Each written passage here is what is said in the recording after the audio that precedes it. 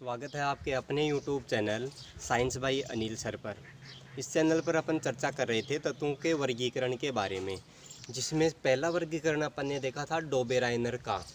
Dobereiner के तर्क की कुछ कमियां थी, अर्थात तो उस समय जो तत्व ज्ञात थे उनमें से केवल 9 तत्वों को अर्थात 3 तर्क ही बना पाए थे। इस कारण उनका वर्गीकरण असफल हो गया। डोबेराइनर के बाद तत्वों को वर्गीकृत करने का प्रयास किया था न्यूलैंड्स ने। तो आज के इस वीडियो में अपन देखेंगे न्यूलैंड्स के अष्टक नियम के बारे में। न्यूलैंड्स ने तत्वों का वर्गीकरण 1865 में किया था। इन्होंने तत्वों को परमाणु भार के बढ़ते क्रम में व्यवस्थित करने पे ये पाया कि प्रत्येक 8वें तत्व के गुण पहले वाले तत्व के गुणों से समानता दर्शा रहे थे। इसकी तुलना संगीत के अष्टक से की गई है। अब यहाँ जो न्यूलैंड्स का जो अष्टक नियम है इसको देखें तो उससे पहले हमें 20 तक तत्वों के परमाणु क्रमांक याद होने ज़रूरी हैं। तो पहले अपन 20 तक तत्वों के परमाणु क्रमांक देखते हैं। सबसे पहले आता है हाइड्रोजन, जिसका परमाणु क्रमांक 1 होता है। Helium, lithium, beryllium, boron, carbon, nitrogen, oxygen, fluorine, neon, sodium, magnesium, aluminium, silicon, phosphorus, sulphur, chloride, argon, potassium, calcium. ये है तत्वों का परमाणु क्रमांक।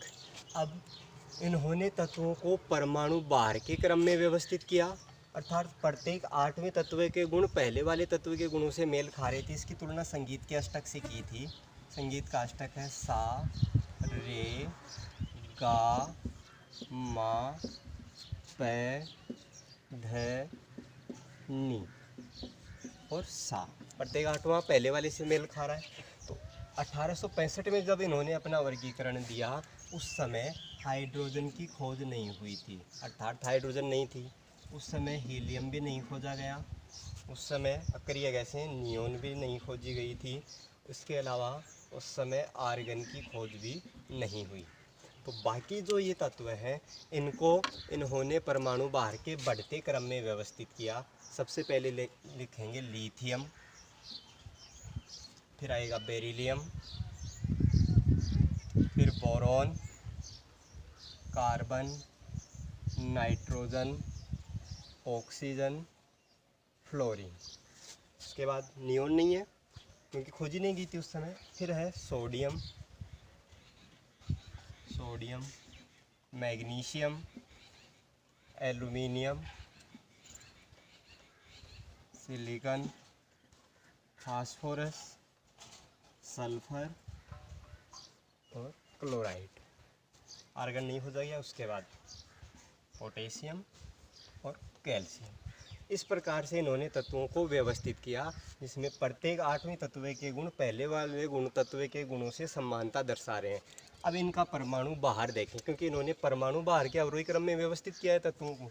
तो परमाणु भार देखें तो ये जो पहले जो 3 हैं, जो अपन ने पहले 3 लिखे हैं, अपन सीधे तरीके से इनके परमाणु भार को याद करें तो जो पहले 3 हैं इनका परमाणु भार देखो। परमाणु भार क्या होता है?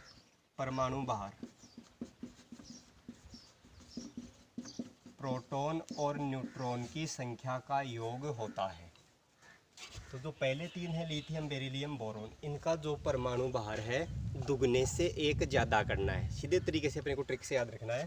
पहले 3 में दुगने से 1 ज़्यादा होगा, अर्थात 3 दूनी 6 और 1 7, 4 दूनी 8 और 1 9, 5 दूनी 10 और 1 11। तो इसका परमाणु भार लिखें 7, 9, 11। अगले जो 3 हैं इनका परमाणु भार दुगना ही है, अर्थात जितने प्रोटॉन हैं उतने ही यहाँ पे न्यूट्रॉन हैं। तो 6 दूनी 12, 7 दूनी 14, 8 दूनी 16, 12, 14, 16। पहले 3 में दुगने से 1 ज़्यादा था, अगले 3 में सिर्फ दुगना था। फिर आगे वाले जो 2 हैं उनमें फिर दुगने से 1 ज़्यादा है। तो यहाँ फ्लोरीन 9 दूनी 18 और 1 19 और सोडियम 11 दूनी 22 और 1 23। अगले 2 में फिर से दुगने से 1 ज़्यादा है, 9 दूनी 18 और 1 19 और इसका 23। फिर मैग्नीशियम 12, इसमें सिर्फ दुगना है, 12 दूनी 24। एल्यूमिनियम फिर दुगने से 1 ज़्यादा हो जाएगा, तो 13 दूनी 26 और 1 27, इसका होगा 27। सिलिकॉन सिर्फ दुगना होगा, 14 दूनी 28, क्योंकि जितने प्रोटॉन हैं उतने ही इसके पास न्यूट्रॉन हैं। ये अलग 14 दूनी 28 हो गया। फास्फोरस फिर दुगने से 1 ज़्यादा, 15 दूनी 30 और 1 31। सल्फर दुगना है, 16 दूनी 32। क्लोरीन इसके समस्थानिक होते हैं, तो इसका जो परमाणु भार है वो होगा 35.5।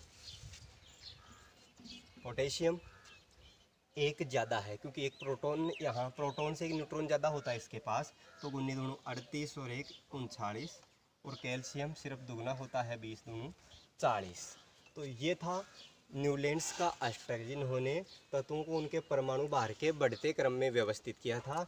तो प्रत्येक 8वें तत्व के गुण पहले वाले तत्व के गुणों से मेल खा रहे थे। इस प्रकार इन्होंने तत्वों को व्यवस्थित किया।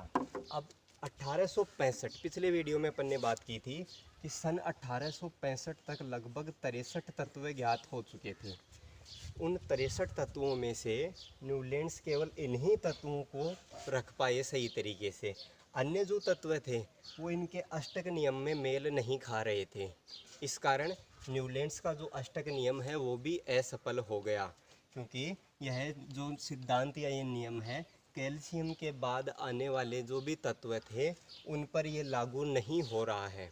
इस प्रकार न्यूलैंड्स का अष्टक नियम भी असफल हो गया। तो उम्मीद है आपको न्यूलैंड्स का अष्टक नियम समझ में आया होगा। इसमें यहाँ थोड़ा सा ये जो परमाणु भार है इसको याद करने का ये तरीका दोबारा देख लो। पहले जो 3 हैं इनमें सिर्फ दुगने से 1 ज़्यादा है, अगले 3 में दुगना है, उसके बाद जो अगले 2 हैं उनमें दुगने से 1 ज़्यादा, फिर दुगना, फिर 1 ज़्यादा, फिर दुगना, फिर 1 ज़्यादा, फिर दुगना। इस क्लोरीन में 35.5, उसके बाद फिर 1 ज़्यादा और फिर दुगना। इस प्रकार से आप इस परमाणु भार को याद कर लीजिएगा। उम्मीद है आपको अष्टक नियम समझ में आया होगा।